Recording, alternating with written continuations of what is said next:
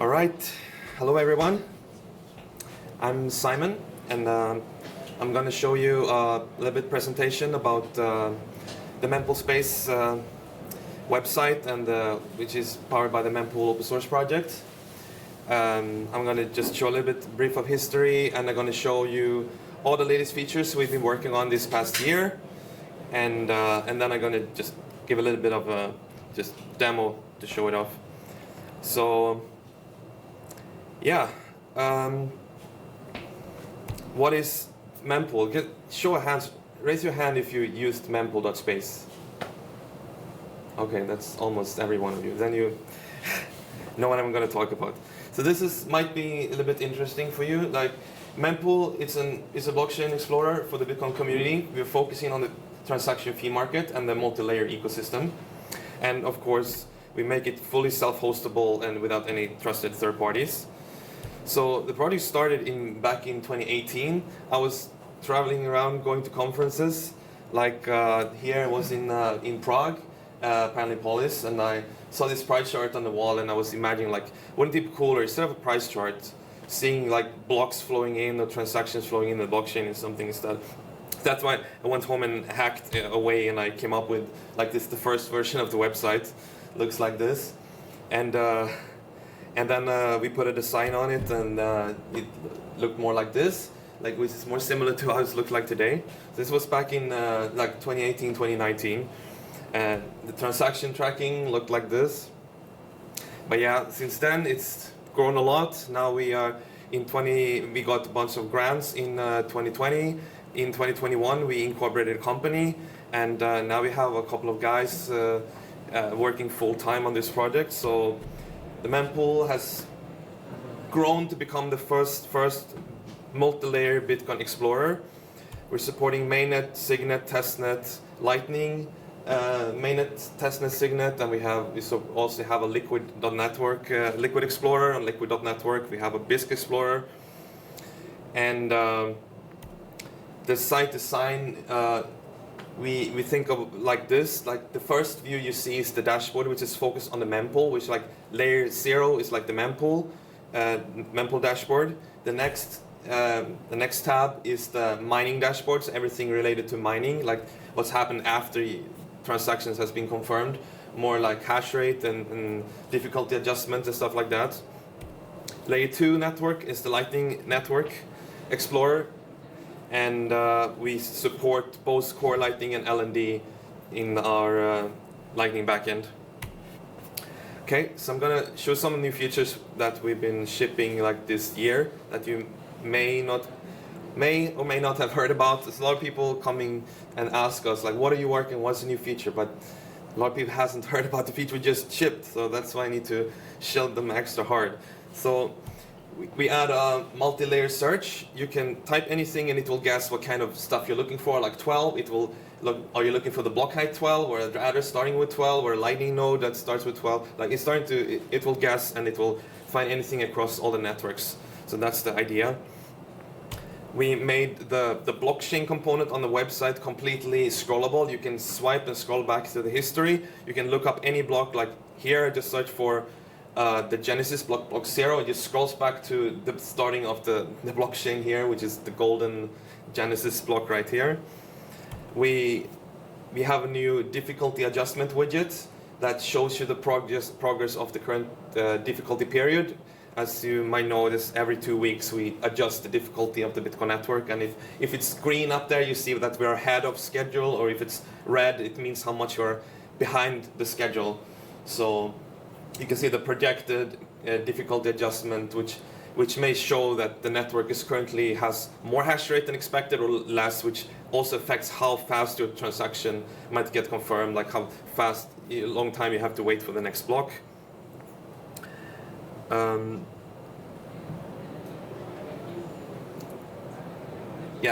There's a tooltip over here.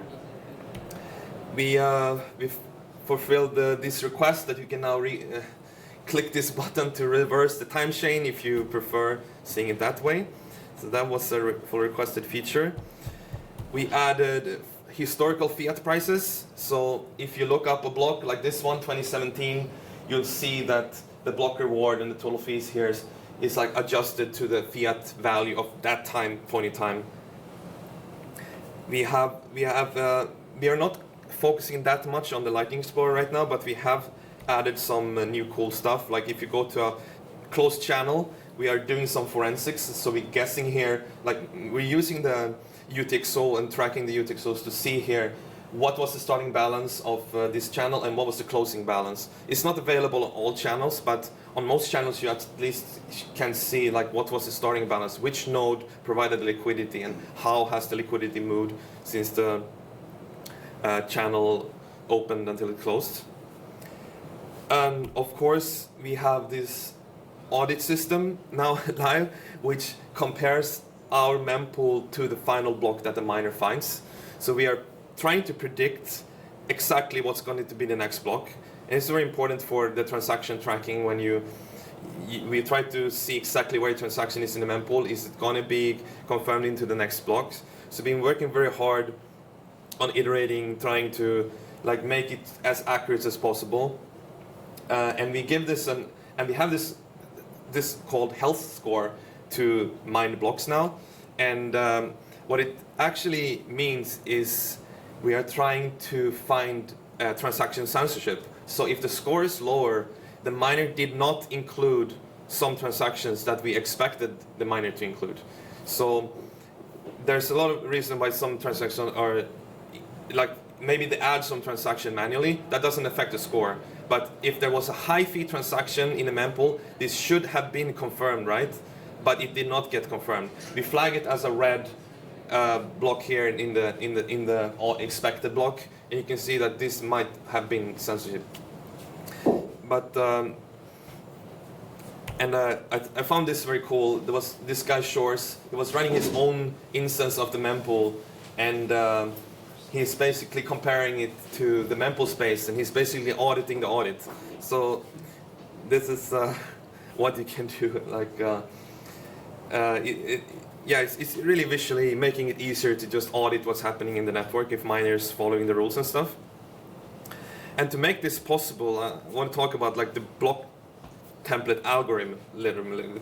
Because when miners, they're usually running like Bitcoin Core, and there's this command called get block template. They call Bitcoin Core, and that tells Core, give me from the mempool the transactions that I can earn the most money of. And it turns out when I made Mempool.space, the first version, I just sorted by highest fee.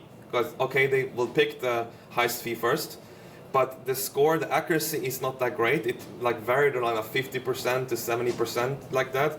So it turns out it's much more complicated than that, because you have three relationships. You have one transaction, it's spending another transaction, and increasing the fee called pay for parent. I'll show this in a second.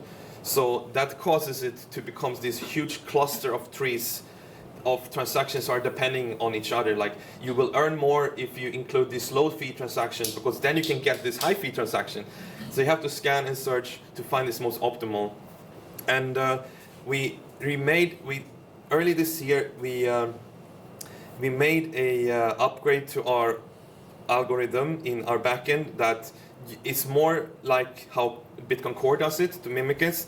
And you can see the switch here when we went live. Like this was the block prediction accuracy score we had before, and then we switched to the new algorithm that's more like Core. But then the ordinal spam started this year, and the mempool filled up with like 500,000 transactions, which is all the same today. And that caused this algorithm to become too slow. So what we had to do is we re-implemented this whole get block template algorithm in Rust. So our backend is actually Node.js that does this loop, but we're calling a Rust extension to calculate this block template for us for the whole mempool. And this has been very great job from our Rust team. And if you look at the audit scores like now, it looks like this, because we were able to sort and follow how Bitcoin Core is doing it even better. So it's looking really good right now.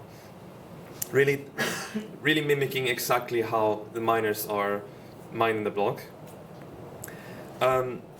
So I mentioned CPFP, child pay for parents. It means that, like I said, a transaction has a relationship. It might have parents, it might have child, which is affecting its fee. And what you can see here when you open a transaction is that this transaction had a 30 sats per VByte fee, but since it has relationships, it has an effective fee rate of 114. So it has been bumped by like a child that pays for this parent. So we are showing and placing in the right order. You can see that all the more red a transaction is, the higher fee it is. And you can see a red here, but you can also see a red back here because it's actually a low fee transaction that has been bumped by CPFP. That's why they are placed in different order. And the size is just how big the transaction is.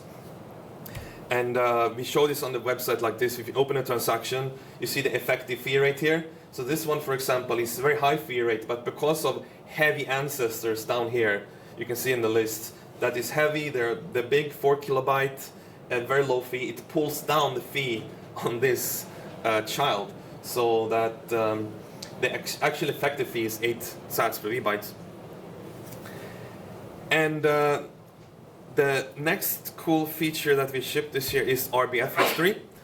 RBF is very important nowadays because you might want to put a fee and then the mempool fees go up, spike up, and you need to bump the fee. Most wallets, most modern wallets, they have a bump button. You can increase the fee. It's called RBF. So we're visualizing this because what's happening is that you're sending a new transaction that replacing the old transaction by paying a high fee. And we're showing the history here of this transaction that we're looking at, that it had 2 transactions before that have been replaced. And this is good because maybe you're sending a transaction to someone and then you're replacing it a couple of times, so it actually disappears. But when the guy clicks on it, he will see it show up here and it will be a banner saying this transaction has been replaced. So we still keep the old replaced data and he won't get just transaction not found or something. And it turns out that these RBF trees can be very complex in some scenarios. I don't know who's doing these transactions, but you can see how some transactions are being replaced in all crazy way like this. And lately we added support for full RBF.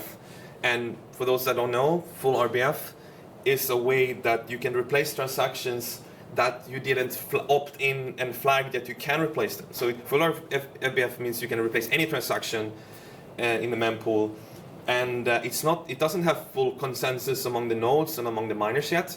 You have to opt in your node and add full RBF equals 1, as you might have seen on Peter Todd's hat.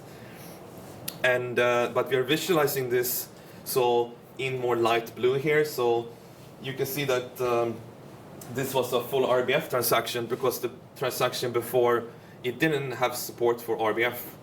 So yeah, this is an interesting, controversial debate, but we are just keeping a neutral opinion. We're showing both how it would look like if you didn't have full RBF support on your node. You would only see the first transaction. You wouldn't see these others because you would reject these replacements. But this is a node that has full RBF enabled. So it will show these. And Mempool.space have enabled full RBF now on all our servers.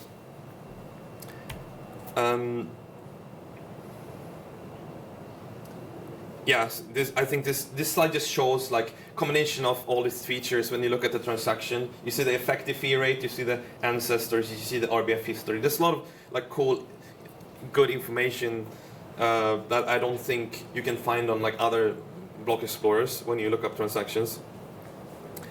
And next up, I want to talk about something called Electros, which is our engine that we recently have forked. So what has been powering the Mempool.space backend for all the API data is something called Blockstream Electros, which is made for blockchain.info. It's a Rust backend that is huge. It requires a lot of disk space, multiple terabytes, and it powers the whole database for when you look up anything in the blockchain, all transactions, blocks, and addresses. And what we have done this year is forking Blockstream Electros into Mempool Electros. We're fighting about coming up with a new name because they're calling theirs Explora, so we want to call ours something more catchy than Mempool Electors. But what we've been able to do after forking is we're able to fix a lot of stuff, that adapting it more to Mempool.space, but we're not breaking any APIs, as I don't know, but I know, but we mostly are adding a lot of more like APIs calls, especially these batch API queries so far. It's like instead of, because what the Mempool backend has been done before is that it has to pull one transaction after another, like 1, 2, 3, 4, like up to 100,000 transactions in Mempool. But now we have a batch. Just fetch one or two or three queries, and we get the full Mempool into our memory. And this is also stuff that's available. It's not available public, these APIs. We have them internal, but we have for our enterprise sponsor program, we give all these APIs available for these people that get API keys and stuff. Just, you know, yes, just want to demo how this looks like. So yeah, I can show. We have on. Let's see how. If so this is I'm running Mempool.space now locally on my computer, and here you can see like the latest replacements. Oh, sorry. This. Yeah, so I'm running Mempool.space locally on my on this laptop, and here you can see we added these latest replacements. You can sort by full RBF, and this local node actually doesn't have RBF enabled, so it doesn't show any full RBF. But if you go to Mempool.space and go to full RBF, you can actually should be able to see all these latest RBF transactions. Like I can go to this one. Yeah, so you see that the first one it has a red RBF tag, means that RBF was disabled, but yet it got replaced by this one. So this is our new like visual RBF site that's updated live. CPFP, same thing. We can, if you go to our blog, we can locate.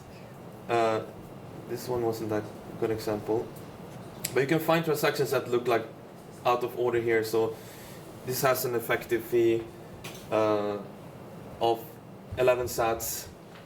You can see its CPP ancestors here. And I want to show the, let's see, where's my cursor? Oh.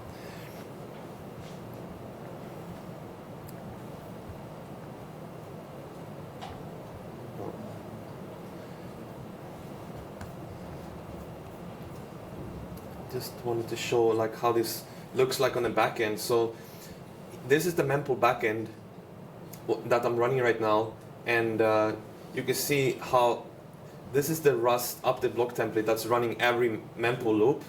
So you can see it's extremely fast. It just takes a few milliseconds here to calculate the full Mempool and get it back to the backend here.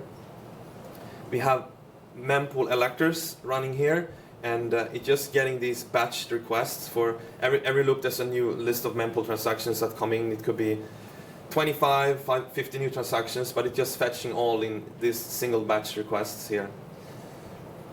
And this is just Bitcoin Core running. And yeah, let's see.